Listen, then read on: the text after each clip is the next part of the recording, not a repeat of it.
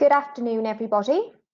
I make it approximately 2:59, so we're just going to give it one more minute for the rest of the attendees to arrive. I can see from our list that we're still awaiting a couple more, at least, to join the call.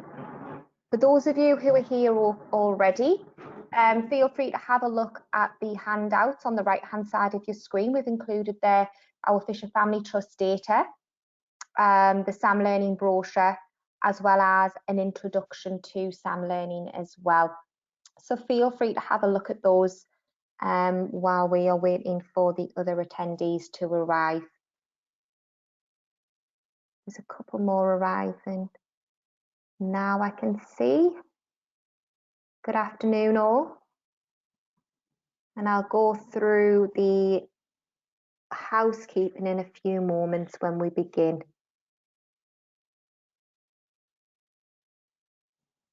Okay, so I make it approximately 3 p.m. Anybody who arrives from now, we will be sharing the video following the event of the webinar, so you will be able to catch up on any information that you may have missed. Okay, so good afternoon everybody and welcome to the SAM Learning Math Leaders Forum. My name is Stephanie King. I am the Commercial Director here at SAM Learning, and I really do appreciate your time being here with us today.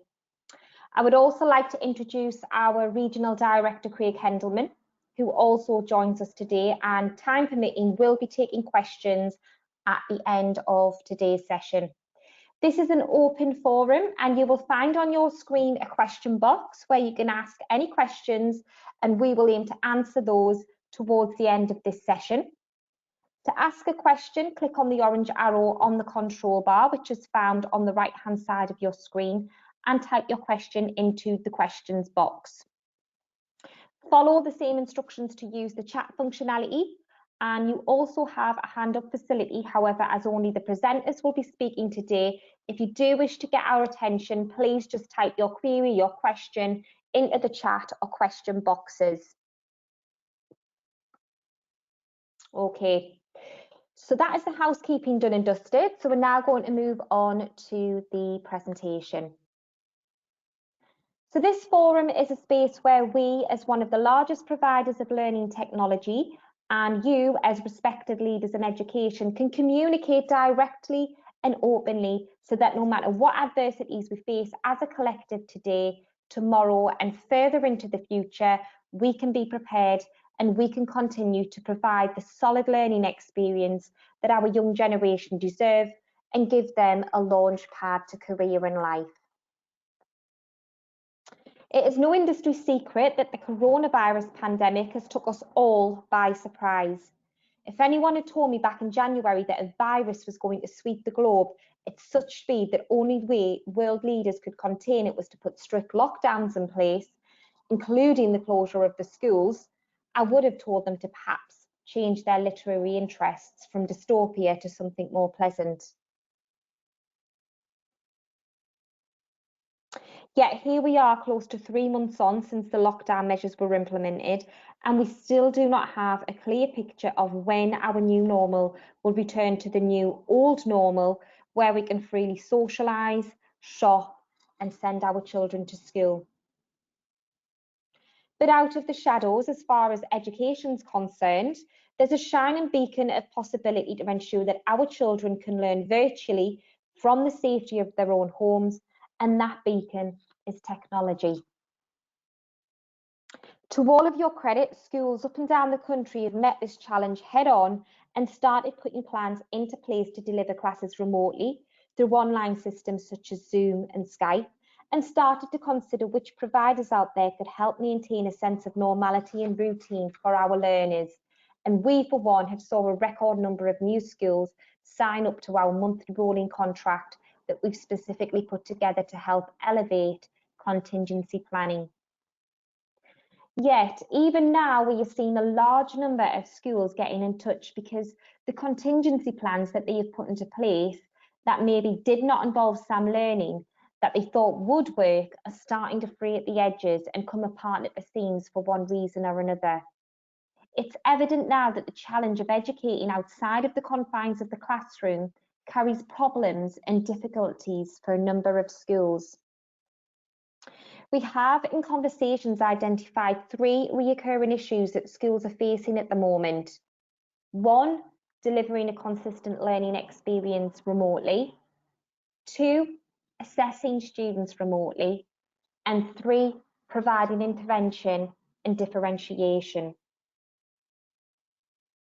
While some schools have absolutely thrived with delivering lessons remotely, a similar or larger number have found that they struggle to motivate and engage their students, knowing of the number of distractions available to them at home. And this, to some extent, was to be expected, especially if a school had not already invested in a system that familiarised students with the concept of learning outside of the classroom.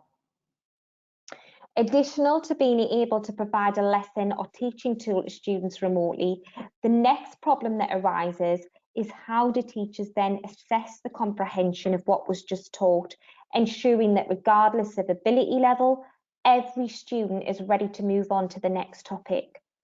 Usually we could do this with an in-class assessment or homework, but the perception of teachers having more time to mark work has been met widely with disapproval, as teachers spend huge amounts of time planning work for the weeks ahead to ensure each student is learning at the right level and at the right pace.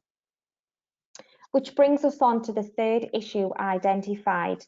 Without having students learning from within the confines of the classroom and knowing that lower ability students are less likely to ask for help, how can we make sure that on top of every other responsibility, your teachers are setting work that matches the ability of your different ability groups for each subject and each topic?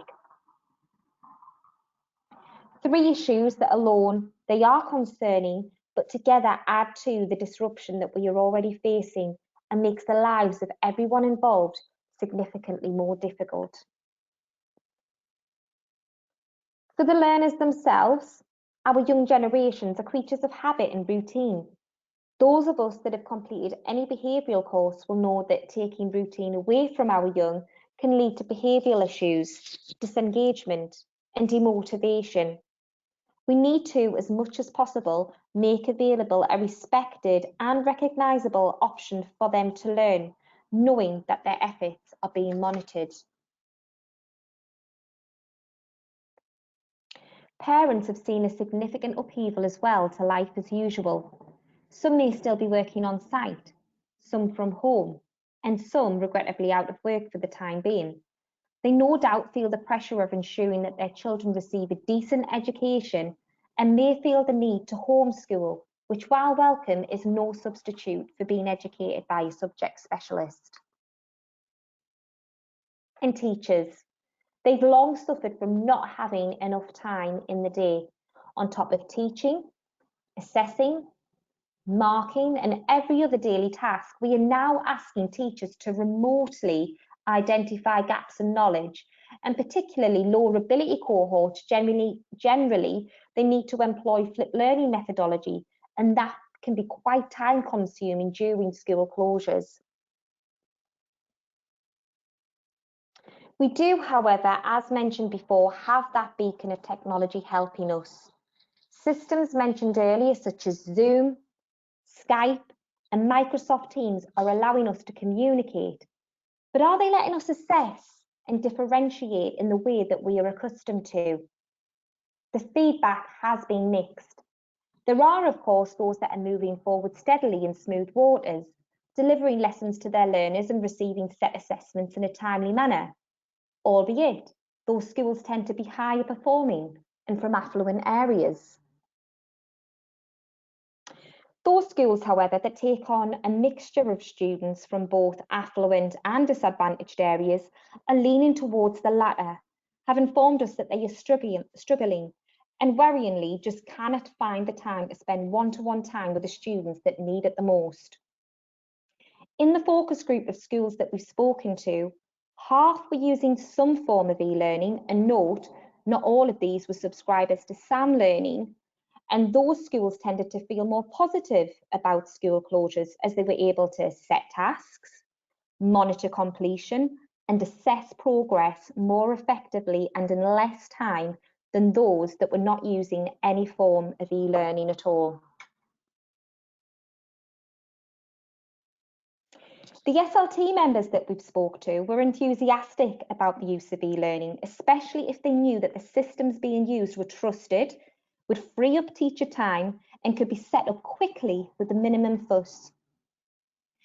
Even though up until now we've spoken about individual schools, there is pressure on the leadership teams of multi-academy trusts to provide guidance to their schools through this period of uncertainty, and there have been some truly wonderful examples of MAT leaders pulling together to ensure that all of their schools are as prepared as possible to provide a solid learning experience to their learners, to be able to assess knowledge and identify gaps in knowledge, and to intervene and set differentiated tasks to individuals or groups of students as necessary.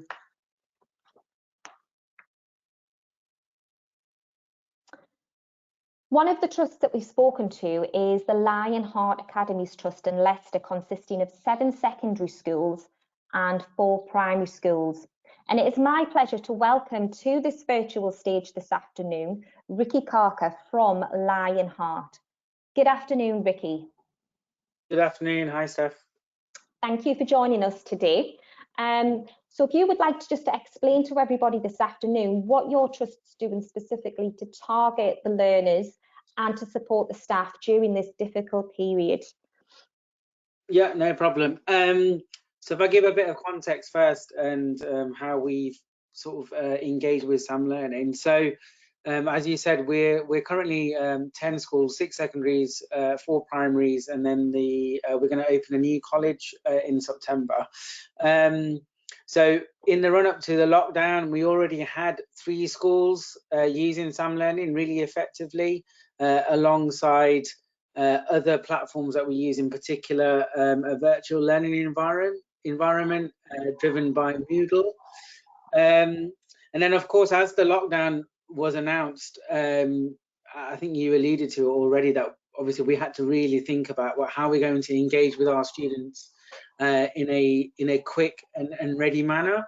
So one of the first things that we needed to do, we felt as a trust, was to get Sam Learning implemented and up and running in the remaining 3 secondary schools and 4 primaries, which, thanks to yourself, Steph, and the rest of the team, we were able to do that remarkably quickly, actually, I think within 2 or 3 days.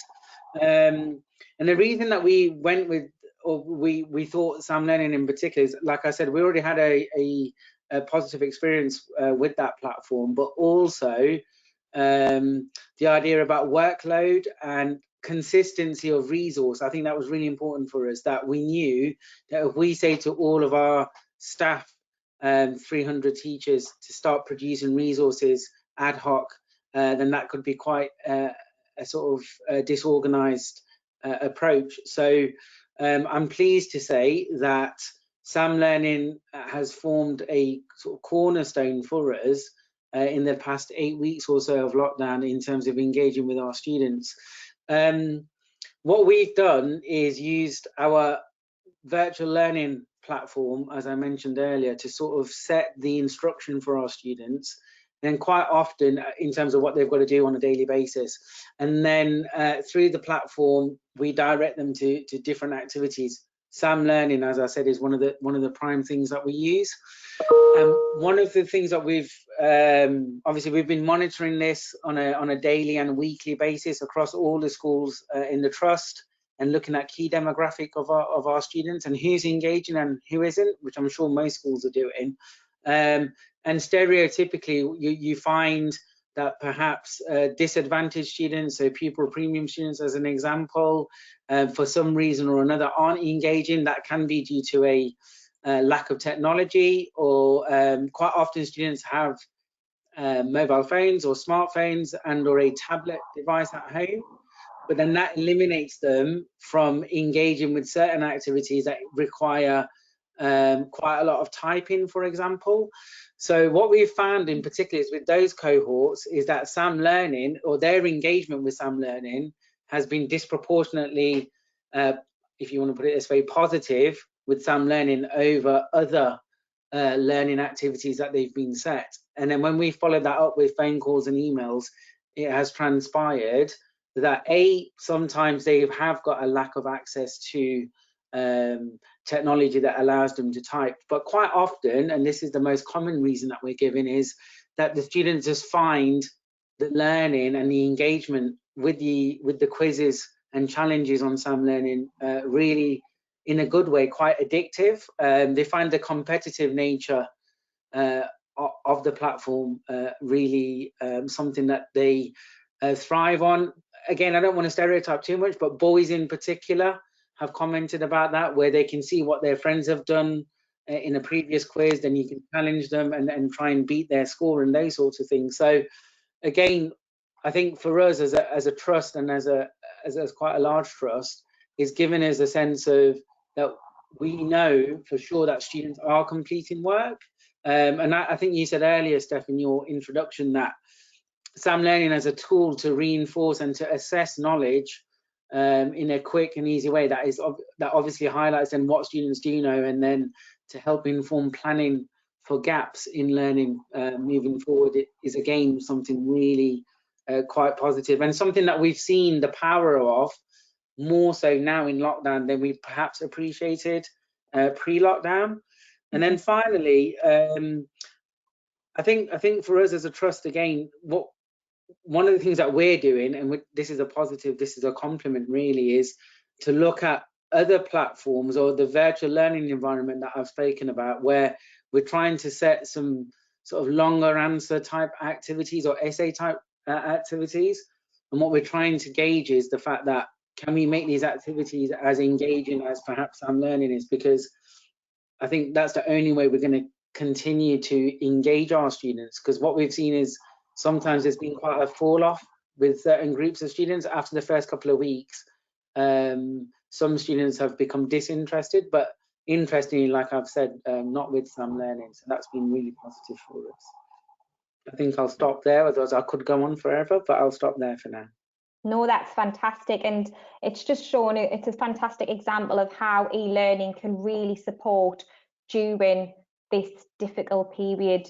So thank you so much for that, Ricky. And I do hope that that's enlightened everybody on the call today of the different ways e-learning and the different ways it can impact positively within your schools.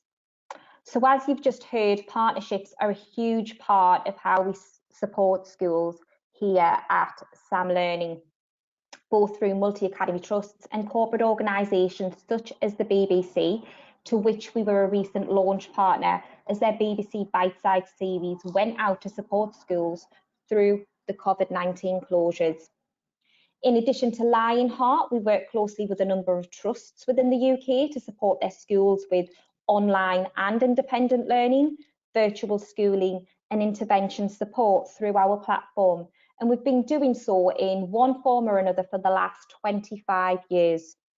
We work with local authorities and MATs to ensure that each of your schools has an effective, proven to improve system in place that really does make a difference.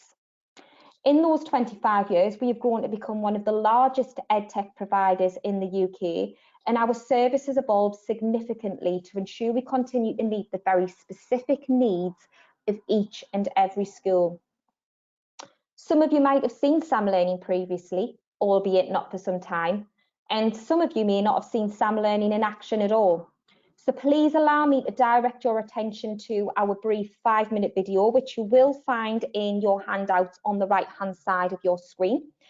This should give you an understanding of what Sam Learning can do for you and your schools. So I do encourage you to take the time at the end of this webinar to top up your coffee or grab a coffee if you haven't already got one and have a look through the information provided.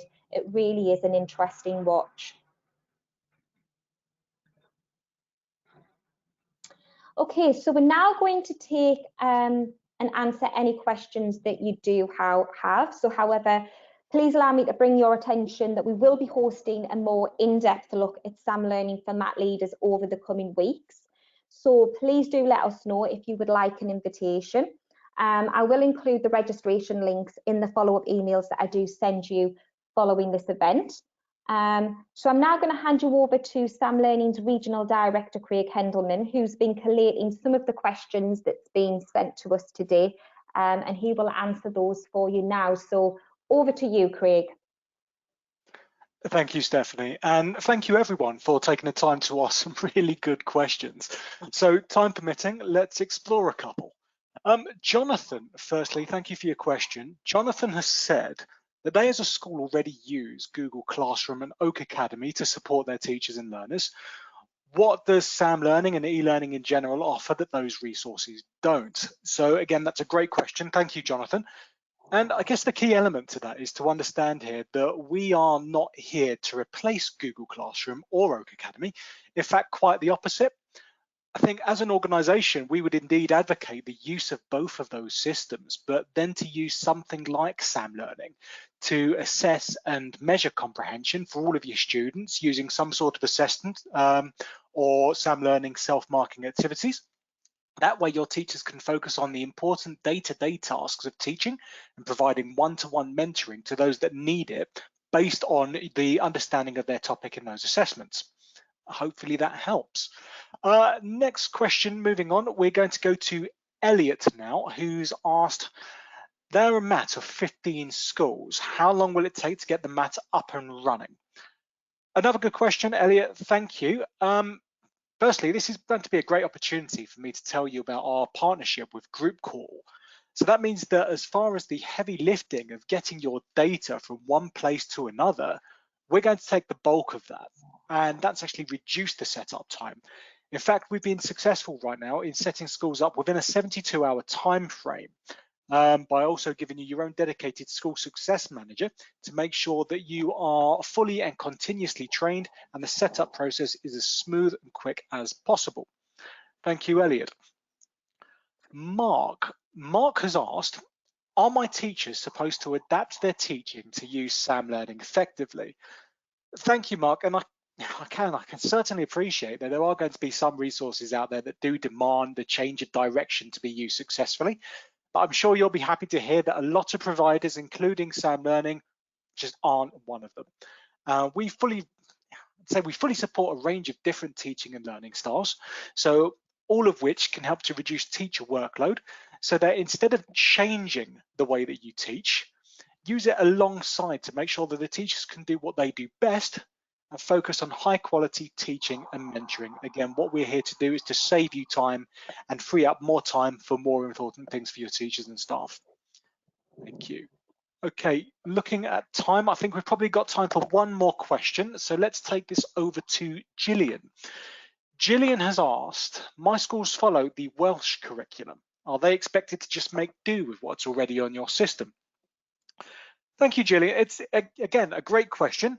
And we certainly do have a full catalogue of content for WJEC, along with every other exam board readily populated on the site. And that is all going to be available for your schools to use straight away. I think I'd also take this time to say that your schools are not limited to the content that's on Sam Learning either. While we take the greatest care and make the greatest investment as a company to create world-class content, as most other providers do, we also appreciate that no one knows your students better than your teaching staff. So they are free to use our activity builder if they want to create personalized content-rich activities with things like pictures, sound, and video to ensure that every bit of content that you would like to see delivered via Sam Learning can indeed be delivered. So yes, you are well looked after on Sam Learning, Gillian.